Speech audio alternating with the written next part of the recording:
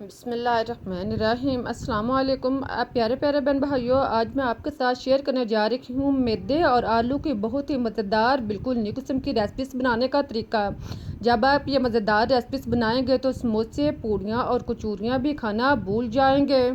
तो आइए चलते हैं और मिलकर शुरू करते हैं अपनी आज की रेसिपी। इसके लिए आप मैदा 2 कप, इसको आप 4 का साफ़ कर लें और फिर आप इसमें 1 चम्मच नमक शामिल कर लें। साथ में आप आधा चम्मच ज़ीरा और आधा चम्मच अजवाइन डाल लें।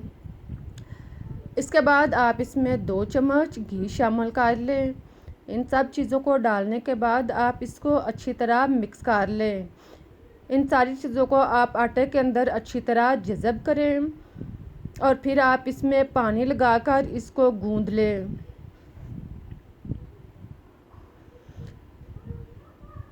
रिक्वायर के मुताबिक आप इसमें पानी लगाते जाएं और इसको गूंदते जाएं। इसको आप 3 से 4 मिनट तक आम आटे की तरह अच्छी तरह गूंदें, लेकिन इसको आप आम आटे से ज़रा टाइट रखकर, सख्त रखकर आप गूंदें। 4-5 मिनट गूंदने के बाद अब आप इसको ढाँप कर एक साइड पर रख दें। अब आप 3 से 4 दरमियाने साइज़ के उबले हुए आलू लें। इनका आप छिलका उतार कर इसको आप कुचल लें। आलूओं को आप क्रश कर लें। इनको खूब अच्छी तरह नरम करने के बाद अब आप इसमें खुश्क मसाला जात शामिल करें। पहले आप इसमें 1 अदद प्याज दरमियाने साइज़ का इसको काट कर शामिल करें। फिर आप इसमें सुरख मिर्च 1 चम्मच डाल लें और साथ में काली मिर्च पीसी हुई आधा चम्मच डालने के बाद आप 1 चौथाई चम्मच हल्दी पाउडर और 1 चम्मच नमक डाल लें। इसके बाद आप 1 चम्मच चाट मसाला और 1 चम्मच ज़ीरा और 2 चम्मच खुश्क धनिया साबुत शामिल कर लें। इन सारी चीज़ों को डालने के बाद अब आप 2 से 3 अदद हरी मिर्च, कटी हुई हरा धनिया और पुदीना, इन सब चीज़ों को आप इसमें काट कर शामिल करें और फिर आप इसको मिक्स कर लें। सारी चीज़ों को आप हाथ के साथ या चम्मच के साथ अच्छी तरह मिक्स कर लें।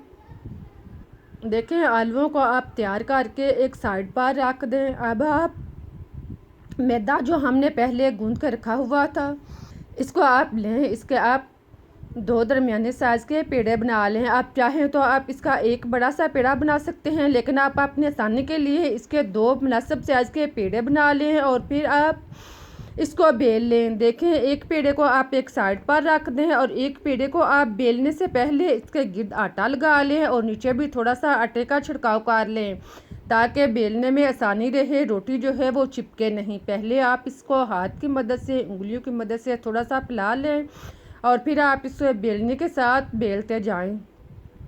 इसे आप आम रोटी की तरह बड़ी सी रोटी बेल लें।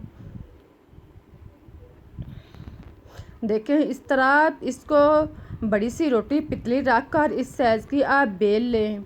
फिर आप इसके ऊपर आलू का अमेज़ा आधा आप इसके ऊपर लगाएं और आधा आप बचाकर दूसरी रोटी के लिए रख लें।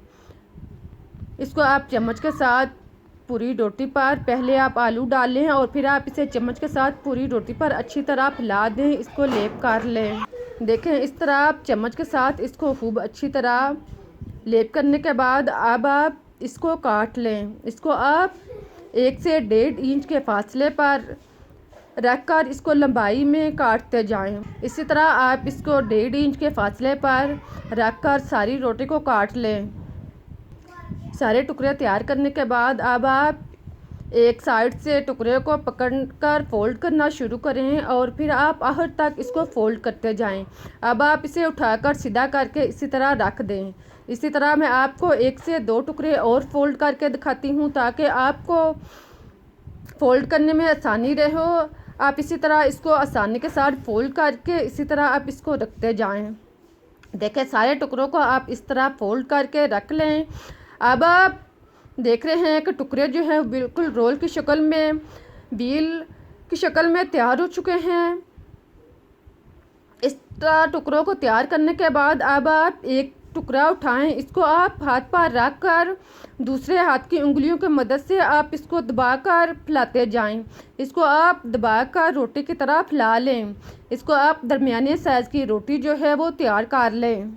देखें आप एक हाथ की हथेली पर रख कर दूसरे हाथ की उंगलियों से फैलाते जाएंगे तो आसानी के साथ ये दरमियाने साइज़ की रोटी की तरह स्नैक जो है वो तैयार हो जाएगा। इस तरह आप इसको तैयार कर लें। गोल सा स्नैक तैयार करके आप एक साइड पर रख दें। आप इस तरह इसको दोनों हाथों में भी स्नैक को बना सकते हैं, या आप अपनी आसानी के लिए आप नीचे रख कर ऊपर से हाथ की मदद से दबाएं तो इस तरह भी आप इसको स्नैक या रोटी को तैयार कर सकते हैं। आप देखें हाथ की मदद से एक हाथ से इसको दबाते जाएं तो ये गोल सी रोटी जो है वो तैयार हो जाएगी। इसी तरह आप बाकी रोटी के स्नैक्स या रोटियां भी तैयार कर लें। सारी रोटियां आप तैयार करके एक साइड पर रख लें। आप देख रहे हैं कि बिल्कुल ये बील की शक्ल में रोटी जो है स्नैक जो है वो तैयार हो चुका है। इसी तरह बाकी सारे स्नैक्स तैयार करें और फिर आप इनको फ्राई कर लें। फ्राई करने से पहले आप एक कप मैदा लें, इसको छानकर साफ कर लें और फिर आप इसमें आधा चम्मच सुरख मिर्च दानेदार शामिल करें और आधा चम्मच नमक डाल लें। साथ में एक चम्मच तिल शामिल कर लें और 1/4 चम्मच कलवंजी डाल लें। इन सब चीज़ों को डालने के बाद आप इसमें थोड़ा सा पानी डालकर इसका अमेज़ा बना लें। देखें आप साथ साथ पानी लगाते जाएं और इसका पतला सा नॉर्मल सा अमेज़ा बना लें। फिर आप इसमें हरा धनिया काट कर शामिल करें। थोड़ा सा हरा धनिया 2 से 3 पत्ते आप इसमें काट कर शामिल कर लें और इसको आप मिक्स कर लें। इसके बाद आप एक रोटी को एक स्नैक्स को उठाएं और इसको आप मैदे में अच्छी तरह डुबोकर रोल कर लें। इसके दोनों साइडों पर आप अच्छी तरह मैदा लगा लें और फिर आप इसको हाथ या चम्मच की मदद से निकाल लें और उसका मैदा अच्छी तरह रिमूव कर लें। अब आप घी या ऑयल को गर्म करें और इसमें आप 1, 2 या 3 बर्तन की रिक्वायर के मुताबिक आप इसमें रोटियां जो हैं स्नैक जो हैं वो डालते जाएं और फिर आप इसको फ्राई करते जाएं। आप इसको नॉर्मल आंच पर फ्राई करें। साथ में आप इसको चम्मच के साथ इसके ऊपर घी को डालते जाएं। आप देखेंगे कि जैसे जैसे आप इसको चम्मच के साथ हरकत देते जाएंगे, इसके ऊपर घी डालते जाएंगे तो ये फूलना शुरू हो जाएगी। आप साथ में इसको चम्मच के साथ दबाते भी जाएं। आप देखें जैसे जैसे आप इसको दबाते जाएंगे तो ये रोटी जो है वो स्नैक्स जो है बिल्कुल मोटा हो जाएगा, फूल जाएगा और क्रिस्पी तैयार होगा। जब एक साइड से ब्राउन हो जाए तो इसकी साइड चेंज करें और दूसरी साइड से भी आप इसी तरह इसको फ्राई कर लें। इसी तरह दोनों साइड से आप इसको ब्राउन होने तक फ्राई करें। जब ये अच्छी तरह क्रिस्पी ब्राउन हो जाए तो आप इसको निकाल लें। देखें आप देख रहे हैं कि अब इसका कलर जो है वो चेंज हो चुका है और बिल्कुल बहुत ही मज़े के और टेस्टी स्नैक्स जो हैं वो तैयार हो चुके हैं। अब आप इनको निकाल लें और बाकी स्नैक्स भी इसी तरह तैयार कर लें।